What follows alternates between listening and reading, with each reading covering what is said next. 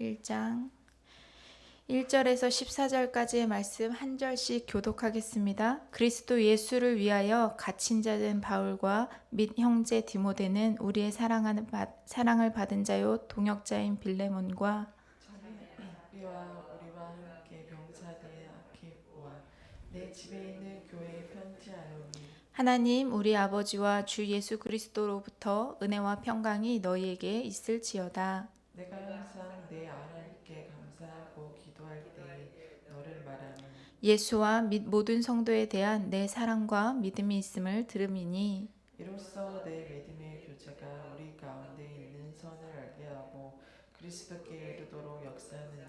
형제여 성도들의 마음이 너로 말미암아 평안함을 얻었으니 내가 너의 사랑으로 많은 기쁨과 위로를 받았노라.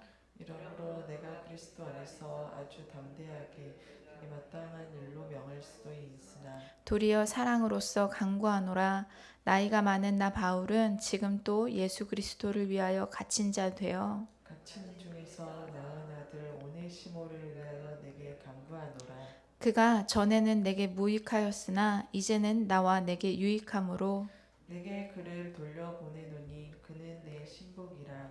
그를 내게 머물러 있게 하여 내 복음을 위하여 갇힌 중에서 내 대신 나를 섬기게 하고자 하나 다만 내 승낙이 없이는 내가 아무것도 하기를 원하지 아니하노니 이는 너의 선한 일을 얻지 아니하고 자유로 되게 하려 함이라. 아멘. 어제 전도서가 끝나고 오늘 빌레몬서의 말씀을 보려고 합니다. 설교자가 부족해도 이 시간 우리 각자 가운데 임하시는 하나님의 은혜는 부족함이 없는 줄 믿습니다.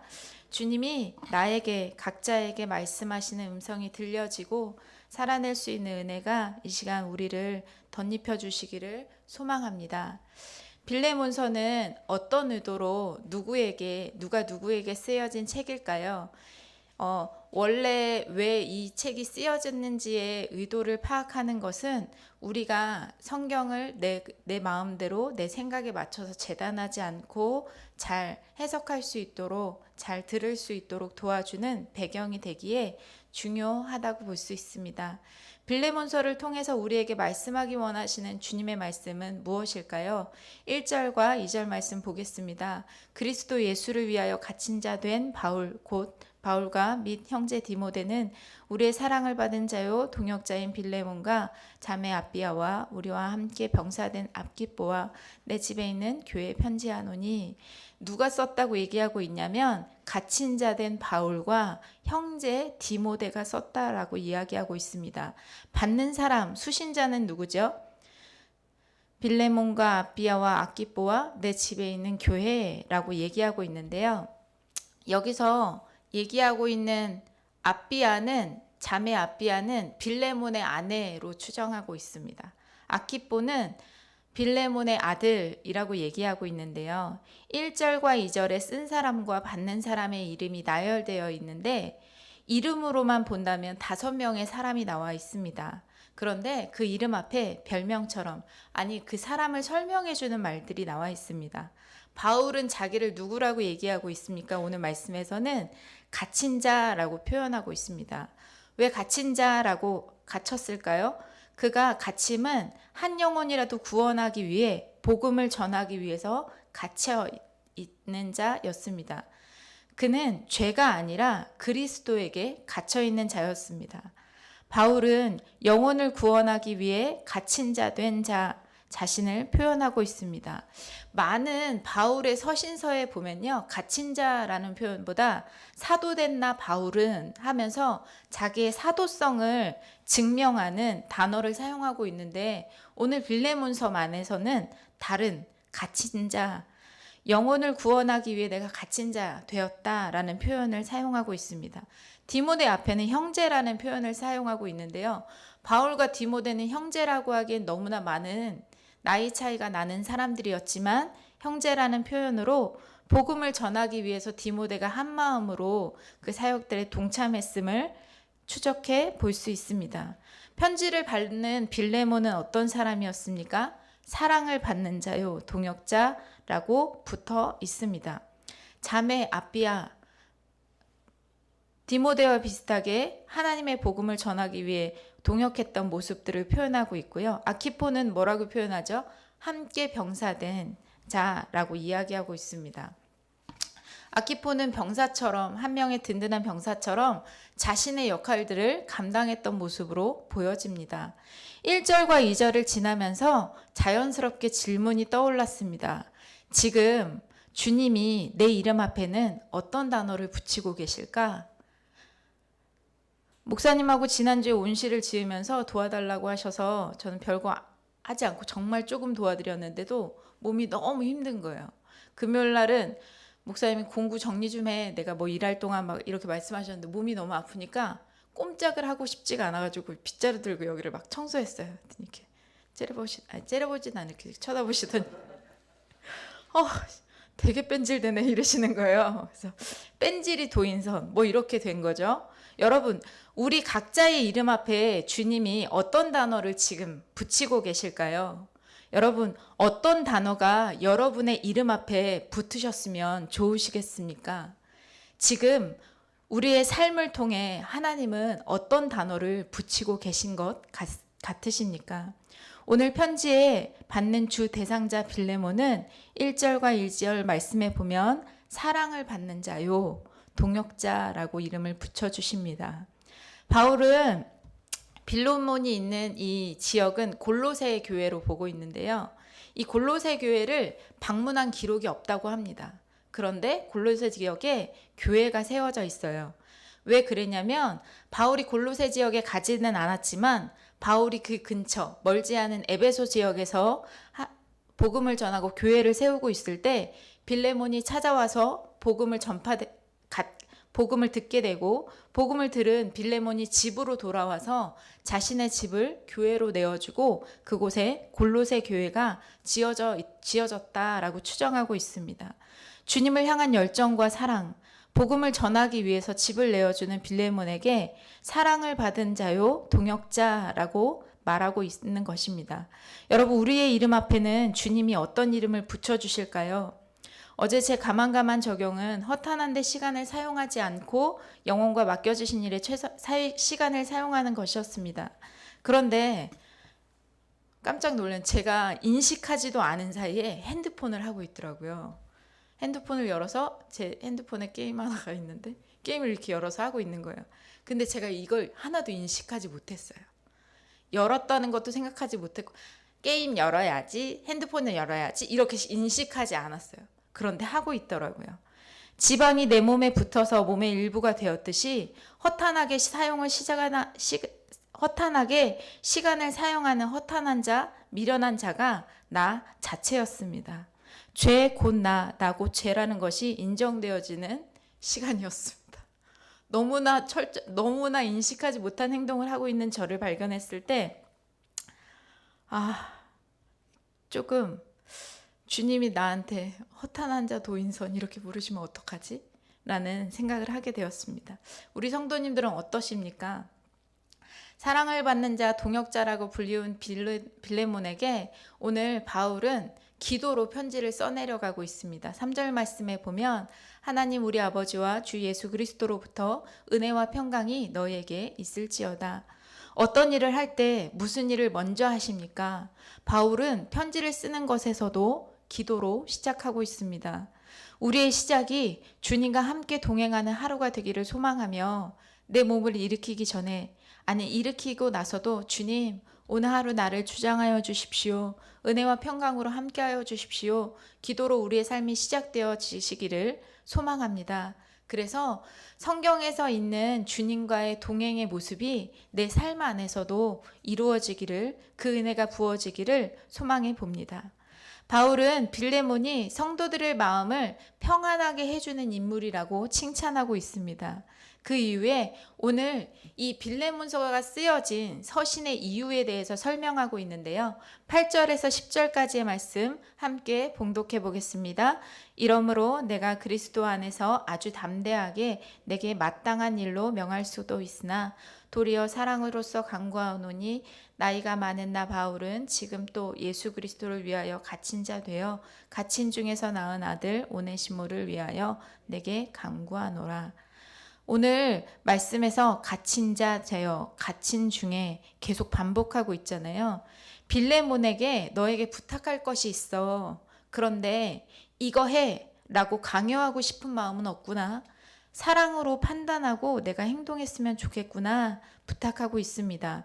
그리고 바울은 자신이 복음 안에서 출생한 오네시모를 소개하고 있습니다.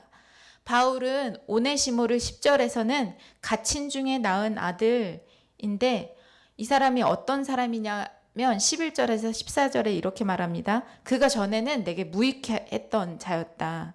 그러나 이제는 나와 내게 유익함으로 내가 그를 돌려보내노니 그는 내 신복이라. 그를 내게 머물러 있게 하여 내 복음을 위하여 갇힌 중에서 내 대신 나를 섬기게 하고자 하나 다만 내 승낙을 없이는 내가 아무것도 하기를 원하지 아니하노니 이는 너의 선한 일이 억지같이 되지 아니하고 자의로 되게 하려 함이라.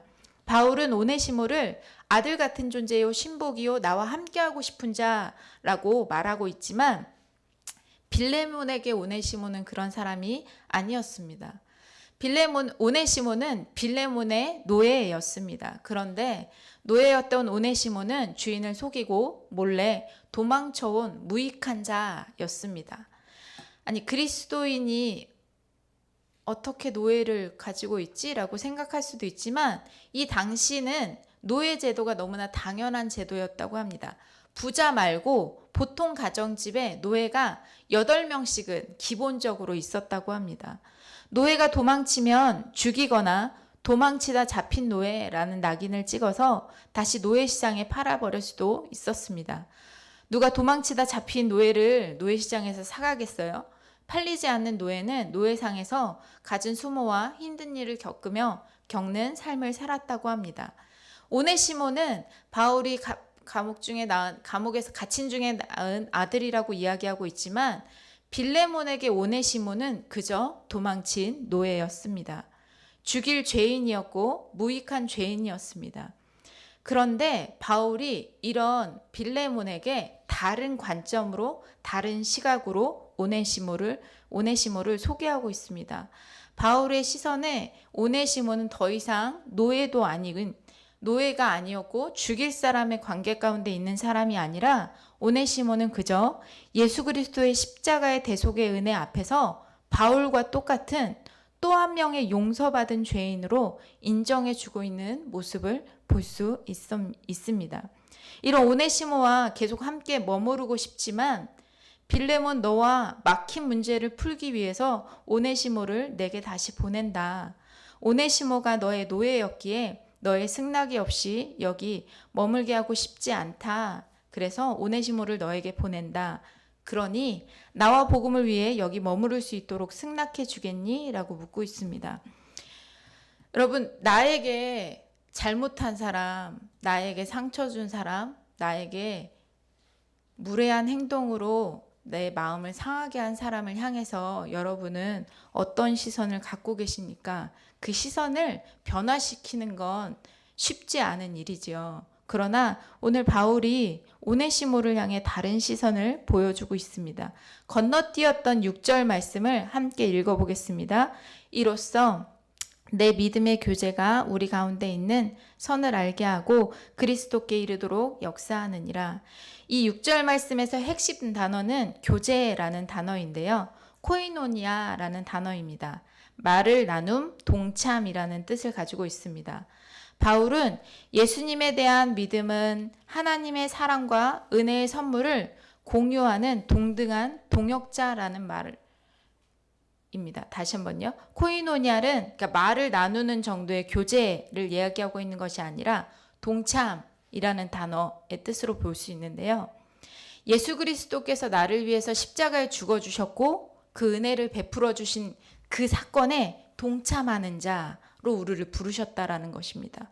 그러니까 바울은 예수님의 사랑 안에서 용서받은 죄인이고 빌레몬 너도 예수님의 사랑을 받은 용서받은 죄인이고 오네시모도 예수님의 사랑을 받아 용서받은 죄인이야. 우리 모두 하나님 안에서 용서가 필요한 존재라고 묻고 있는 것입니다. 십자가 앞에서 우리는 누가 주인이고 누가 노예이고 이런 관계 안에 있는 것이 아니라 모두 동등하게 예수 그리스도에게 용서받을 죄인이다라고 이야기하고 있는 것입니다. 그리고 오네시모는 이 선물을 공유한 자이기에 이제는 더 이상 너에게 무익한 종이 아니라 너와 내게 유익한 자가 되었다라고 이야기하고 있습니다. 바울에게 예수님의 용서의 복음은 추상적인 개념, 용서해야 돼 이런 개념이 아니었습니다. 신념이 아니었습니다. 바울에게 용서는 살아내는 문제였습니다. 바울은 오네시모를 그의 곁에 두고 계속 함께 있고 싶지만 정말 예수님을 믿는다면 그는 빌레몬과 오네시모 안에 있는 갈등의 문제를 해결해 주어야 하기 때문에 화해해야 할 것에 대해서 이야기하고 있고 빌레몬에게 요청하고 있습니다. 화해할 것을 요청하지만 그 태도는 무례하지 않고 겸손함으로 내가 갇힌 중에 너에게 부탁한다 라고 이야기하고 있습니다. 아이들에게 용서를 요구할 때 야, 너 자 악수해, 사과해 이 정도의 용서가 아니죠. 그 정도로 마음이 풀려지지 않기 때문에 사랑을 쫓아 네가 판단하고 내가 너에게 부탁한다. 이것이 자의로 되어지길 소망한다 하며 계속 이렇게 겸손한 자세로 화해할 것에 대해서 용서할 것에 대해서 요청하고 있습니다. 여러분 그런데 도망친 노예를 그냥 사회의 자신의 가족으로 일원으로 받아들인다는 문제는 빌레몬 한 사람의 문제가 아니었습니다. 그 교회 공동체의 문제였고 사회의 문제였기 때문에 오늘 이 서신이 빌레몬이 주 한 사람에게 보내는 서신이기도 했지만 후반절 말씀에 보면 야 교회 전체가 이 서신을 보길 원하고 이 문제에 대해서 함께 고민하며 하나님의 뜻을 깨닫기 원한다라고 하고 있는 부분을 발견해 볼 수 있습니다. 우리 각자에게도 말로 무례한 행동으로 상처를 주고 용서하고 싶지 않은 오네시모와 같은 사람이 있지 않으십니까? 주일날 문득 교회 옮기고 싶다 이런 마음이 들었습니다. 한 사람의 행동이 되게 무례하게 느껴지는 거예요. 여러분에게도 그런 오네시모와 같은 사람이 있으십니까? 그런데 오늘 빌레몬서를 통해서 하나님이 그를 무익한 자가 아니라 복음 안에서 우리가 이제는 유익한 자라고 그 시선을 바꾸고 계시고 이제는 용서하지 않겠니? 십자가 앞에서 용서받은 자야. 그도 하나님의 용서가 필요한 자야. 라고 그 시선을 바꾸고 계십니다. 십자가 앞에서 그나 나나 모두 용서가 필요한 존재라고 말씀하시면서 바울이 오네시모를 더 이상 종이 아니라 한 명의 동역자로 인정하라고 말하고 있는 것처럼 우리에게 상처 준 못된 사람이 아니라 용서해야 할 대상으로 보라고 말씀하고 계십니다. 그러나 이 용서가 억지로 강요에 의해서 하라고 말씀하시지 않고 그리스도의 사랑 안에서 판단하라고 말씀하십니다. 여러분 안에 용서되지 않는 오네시모는 누구십니까? 용서해야 하는 것을 알지만 용서되지 않는 오네시모가 있으십니까? 오늘 그 사람을 용서하게 해주세요 기도하고 싶지는 않습니다. 오늘 내가 어떤 죄인인지 어떤 죄 가운데 있는 나를 구원하기 위해서 십자가에서 지불하신 십자가의 사랑을 부어달라고 기도하고 싶습니다. 그래서 내가 어떤 죄인인지 이 죄인을 용서하기 위해서 지불해 주신 예수님의 목숨값이 얼마나 큰지가 깨달아져서 다른 사람의 말 한마디가 행동 하나가 작게 여겨질 수 있는 은혜가 우리 가운데 부어져서 그냥 용서가 되어지는 은혜가 있었으면 좋겠습니다. 마태복음 18장 말씀에 보면 주인이 모든 것을 다 팔아도 자신의 빚을 다 갚지 못하는 종에게 불쌍히 여겨서 그 빚을 탕감해 준 이야기가 나와 있습니다. 탕감을 받은 그 종이 나가자마자 100데나리온 자기가 탕감받은 것의 100분의 1도 안 되는 빚을 진 사람을 보고 갚지 않자 그를 옥에 가두는 이야기가 나와 있습니다. 100데나리 많은 것을 탕감받은 것을 기억했고 주인이 자기를 긍휼히 여겨주신 것이 정말 기뻤다면 100데나리온쯤 그쯤이야 뭐 아무것도 아니지 내가 받은 거에 의하면 라고 하고 탕감해줘도 마땅했을 법한데 그는 그것들을 잊어버리고 옥에 가두는 모습을 마태복음 18장 말씀에 그려놓고 있습니다. 그 말씀을 또 말씀하심은 우리 가운데 100데나리온 빚진 사람을 보지 않고 내게 많은 것을 탕감해 주신 주님을 기억하고 그것들을 넉넉히 용서해주고 화해할 수 있는 마음이 우리 가운데 부어주시기를 원하는 하나님의 메시지가 숨어있지 않나 생각해 봅니다. 전도서를 끝내며 우리에게 빌레몬서 말씀을 주시는 하나님의 이유가 무엇일까요? 오늘 말씀을 통해서 나에게 말씀하기 원하시는 하나님의 음성이 들려지고 살아낼 수 있기를 소망합니다. 우리 함께 기도하겠습니다. 이 시간 함께 기도하며 나갈 때 각자의 기도 제목 있으시겠지만 교회를 위해, 선교사님을 위해, 그리고 아픈 건우를 위해 먼저 기도해 주셨으면 좋겠습니다. 그래서 너희가 먼저 하나님의 나라를 위하여 구하라 라고 말씀하셨는데, 하나님 세미나 중에 계신 목사님 가운데 완전히 뒤집어 주시는 하나님, 그런 은혜가 임할 수 있도록 인도하여 주십시오. 영육간에 새로워지는 은혜를 부어주시고